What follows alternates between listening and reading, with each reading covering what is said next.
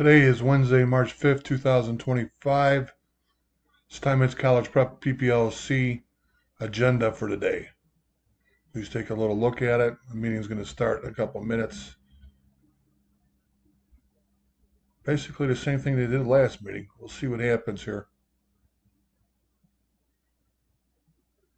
Okay. We asked to join at 6:57 a.m.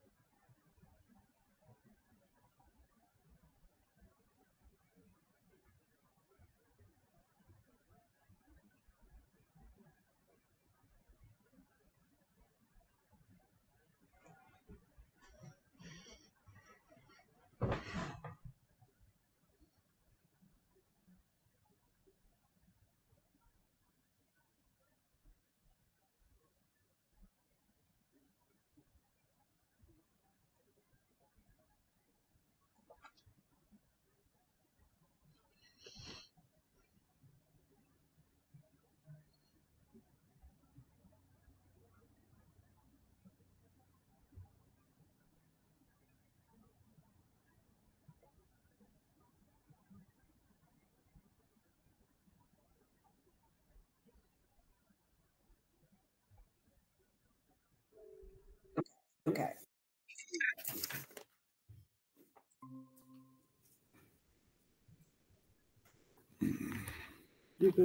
Yeah, we're in. Okay. First item on the agenda is approval of the agenda. I motion to approve. I second. All in favor? Aye. Okay, next item on the agenda is approval of the minutes from December 4th that we had previously tabled. And you also got a copy of them? Thank you. No, I'm,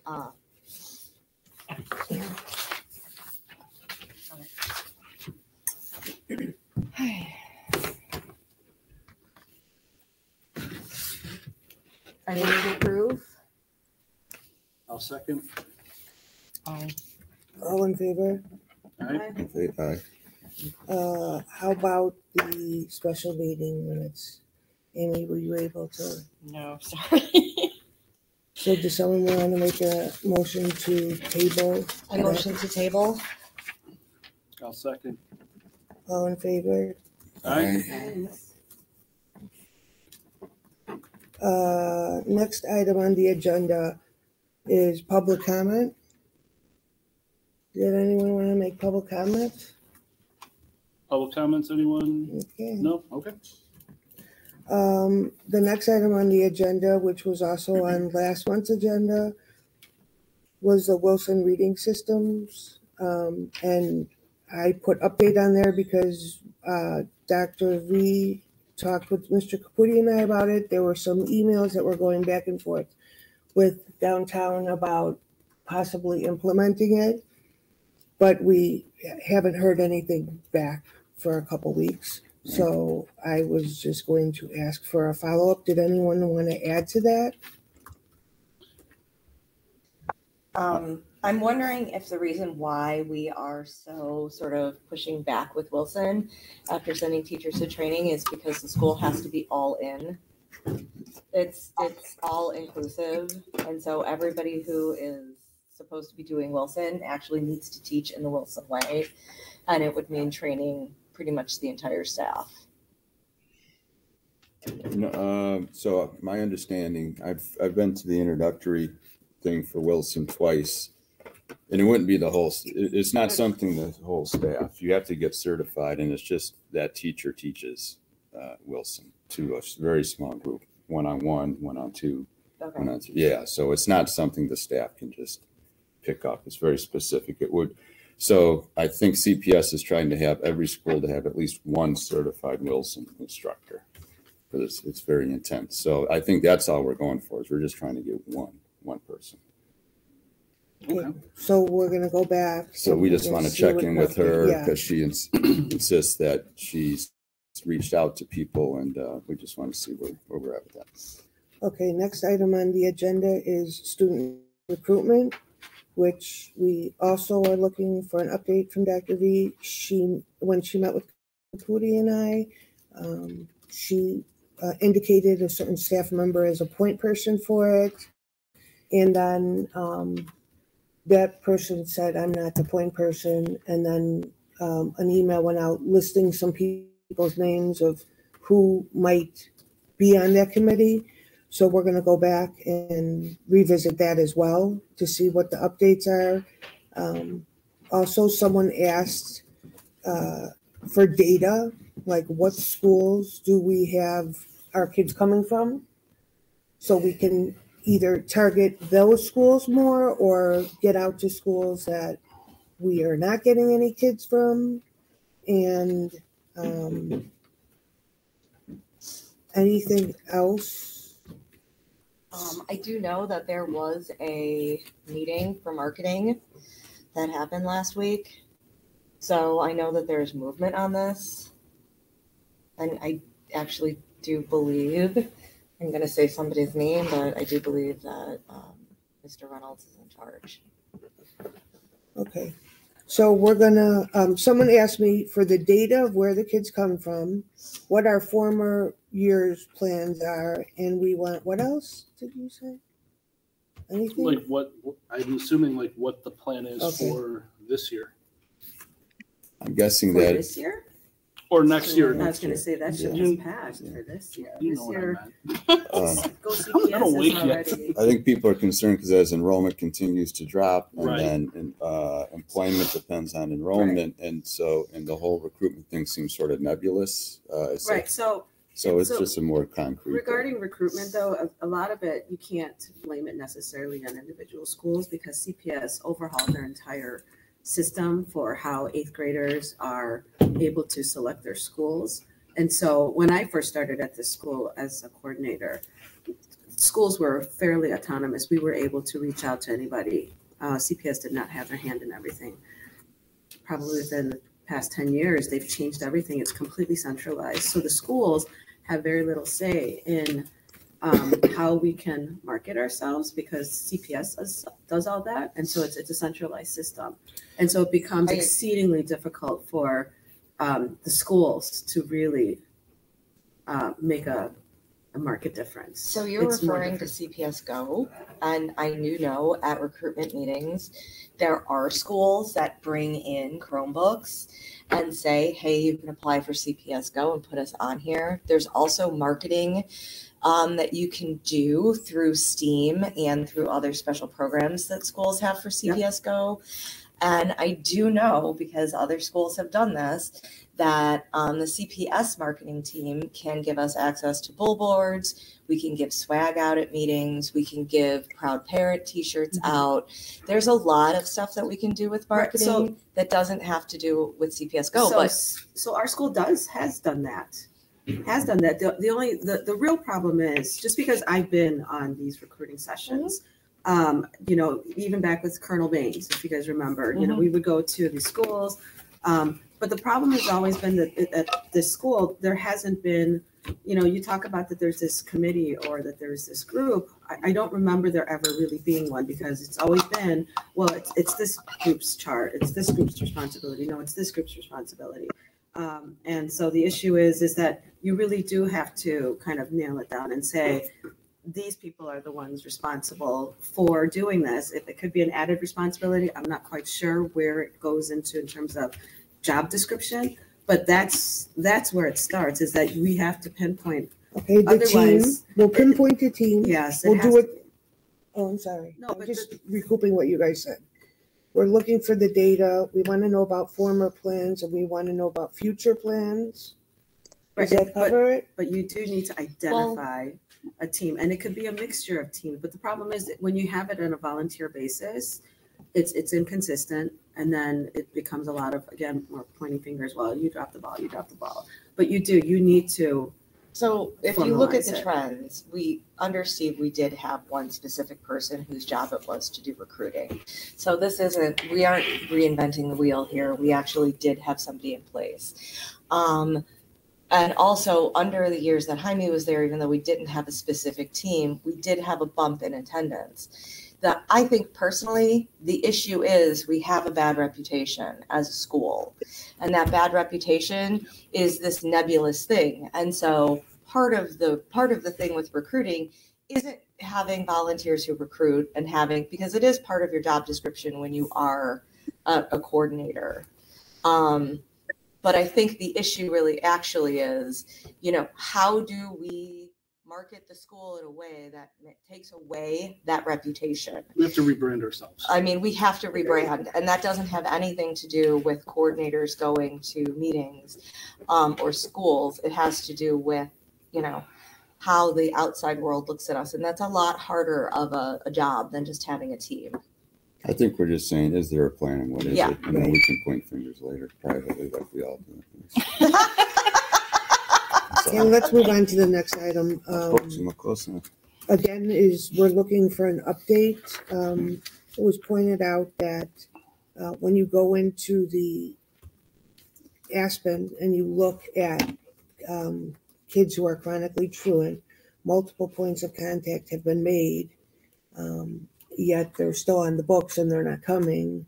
And a month goes by before these kids are being contacted by the attendance office, and people are wondering why it's not more consistent. Yes, more regular, more consistent. I don't know. Did anyone else have any issues? I have a question about how we track tardies throughout the day. We have a system. Jadine Chow came in. She recommended it.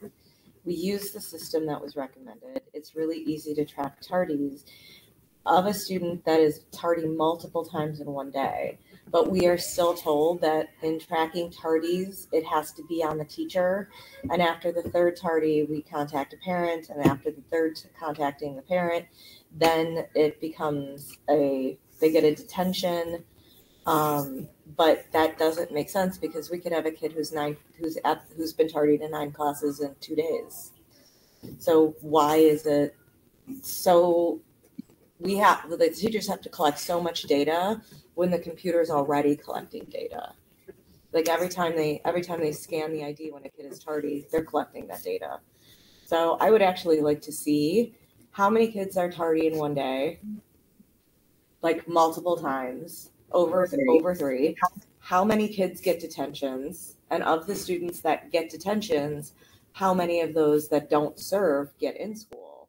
Because it feels like there are only 2 to 3 kids in a detention a day, but the hallways got a lot of kids in them. Okay, so we want to follow up on consistent contact with kids who are chronically truant from the attendance office. And are we using the system from Jadine Chow?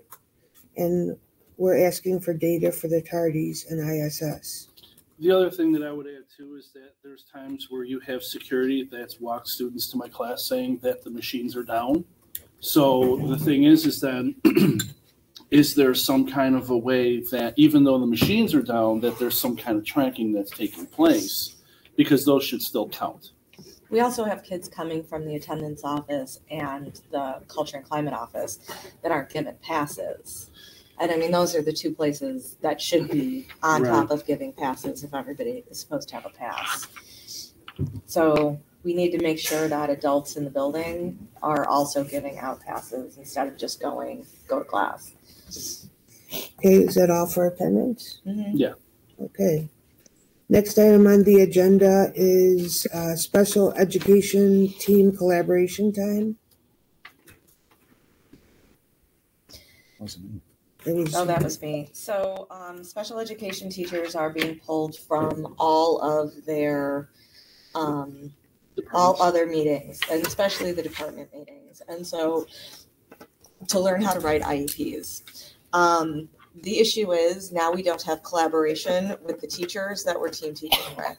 And, you can't do some of this collaboration on the fly.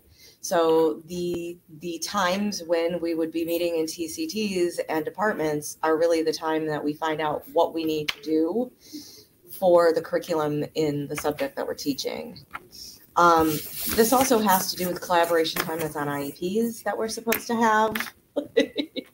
So all of a sudden we're sitting in meetings writing IEPs, and these meetings feel very punitive when we need that time to collaborate.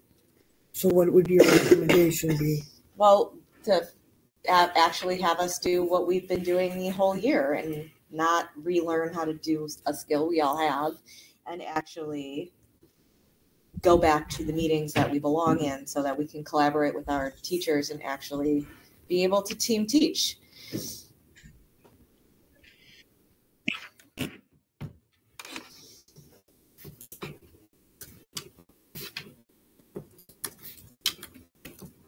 Anyone else have any thoughts? Maybe it's related to the next item on there, the professional development, but maybe an area where the SPED teachers can get some time is not to attend some of these PDs, because I know I sit in some of them and think, well, that's all well and good for the scenarios in which they're discussing, but that's not really a thing.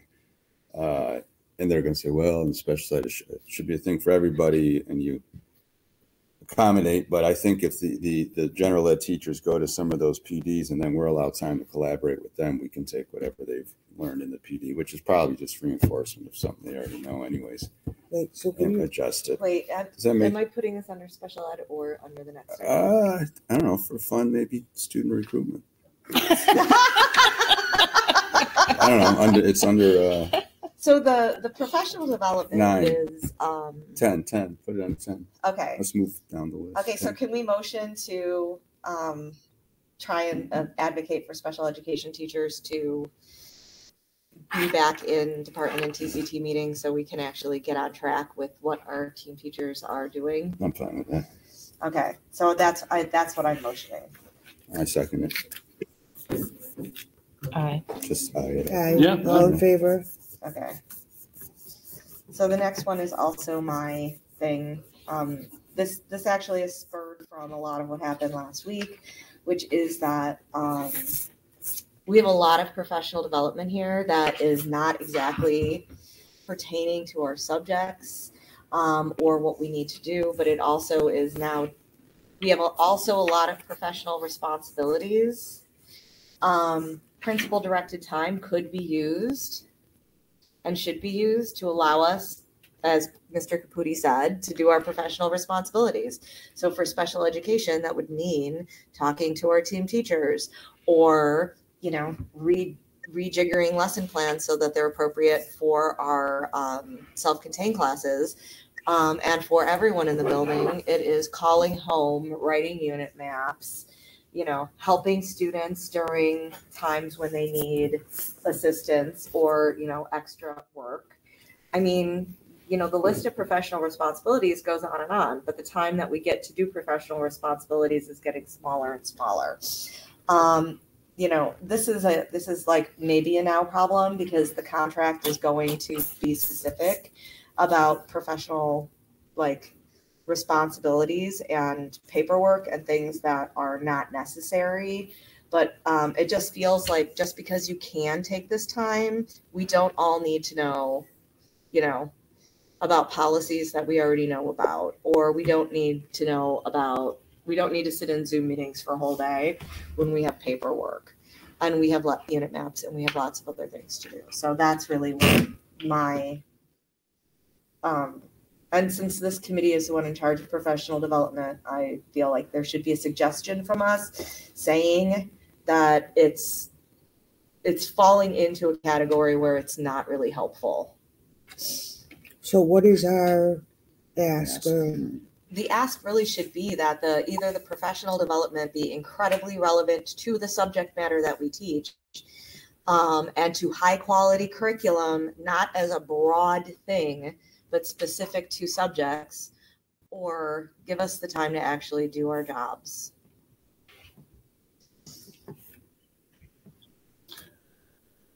The other thing that I would add with the professional development, so when it comes to like the PSYOP training, for example,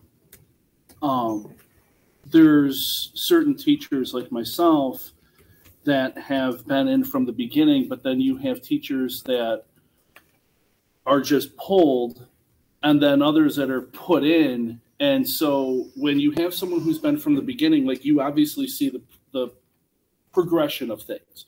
But when someone's just like thrown into it and they didn't see the first part, you know, there's like this weird kind of like Disconnect? Yeah, exactly. There's a disconnect. So it's kind of like, okay, well, like you'll have teachers who'll be, well, why am I here now? Like what happened? Like why was I pulled? Why am I put in? You know, there's like this, you know, again, there's this like disconnection and such. So, you know, if we're going to have professional development, which is fine, just have it where the people who are there are just like there consistently, right? So, because the idea is that you're supposed to get a certificate at the end of this. So what happens to the people who are like, well, you were part of it here, now you're pulled out, and now you're like perhaps like tossed back in, you miss some things. You see, like there's just this weird, again, this nebulousness is whatever the word would be. Did you sign up or were you assigned? I was assigned. Okay. Which is fine. I mean, you know, it's not a big deal for me. You know, I'm not, you know, making it an issue when it comes to that. It's just as a person who's on the inside looking out, I'm trying to figure out like why teachers are just being moved around constantly. Makes sense. So you want consistency. Right. I mean, it just makes sense if you're having professional development, you know. And then the next item on the agenda is grade sharing practices. I think that has to do with the weekly posting of the grades and the failure rates. So this is like when things come to me for union stuff, if they don't apply specifically to PPC. I'm kicking them here. And so this is something that is making people really uncomfortable. There seems to be like a subcontext to some of these emails that makes you feel like the administration is saying pass everyone. And we're receiving two different messages. We're receiving this: we have to be high quality teachers, we have to have high quality curriculum, we have to, make sure we have rigor. But then our grades are being shared every week. Every single person can see what our grades are in the building, and there is the subcontext to letter or to the emails that feels like pass kids, and you won't be embarrassed about your failure rate.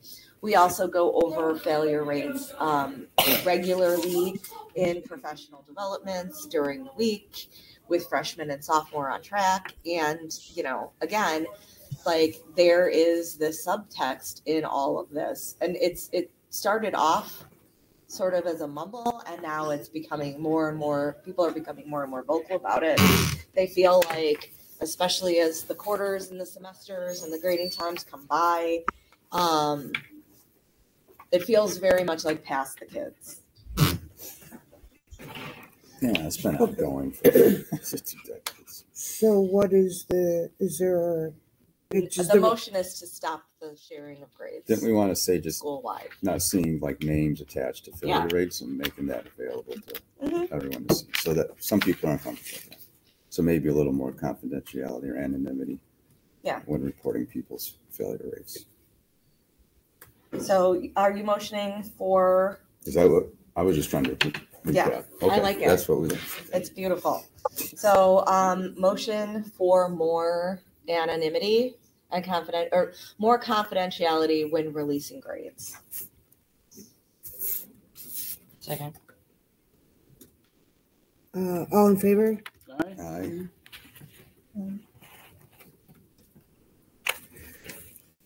Not to go back, but I'm going to add for attendance, if it's okay with you guys, about home visits too. Like if they're that's a good if we're doing home visits. That's a really good one. Other than that, our next meeting. Not me to do it. Our next meeting is second Wednesday of April. That would be the 7th. April 7th. Oh, I'm sorry, April 8th. April 8th. Wait, aren't we the first? No, yep, you're right. April First 2nd. First Wednesday of the month. Sorry, April 2nd. Give you one job, Caputi. I know. April 2nd. Trouble, Caputi. 7 a.m. So that's 4/2. Yeah. Okay. Anyone have final comments? No. Just for clarification's sake, what was the motion for the attendance? That we're going to go back for an update, for a check-in. We're asking for data. Wait, no, I'm sorry. I'm looking at the wrong thing. I don't think we had a motion. Okay, so are we going to ask for data for the tardy consistent we want to see consistent contact from the attendance department. We want to see, want to know about home visits. We want to know about the tardy system and how many detentions have been given in ISS. If we're still implementing it. Was there anything else? Nope. And the other one was if the systems are down, like how are those being tracked? I would also like to point out, just because this happened, and there was a student put in school for something that was related to their IEP. Like it was a really specific thing that they did that was in the IEP. They were given a detention. They weren't told where detention was, and then they were given in school. And so I think that before we start doing punitive things like in school, we need to make sure that that doesn't relate to a student's IEP or 504. So I think that needs to be brought up as a hey. Yeah, I'm hoping that was just an oversight, but we should mention that that's something to always check. Yeah. Yeah, they do need to remember to follow the IEPs in the culture and climate office. Okay, do we want to, I can, so, motion, should we make a motion? I make a motion to adjourn the meeting. I second. All right. Okay. All in favor? All right. Aye. All right, so it's 7:27. Thank you all. Thank you.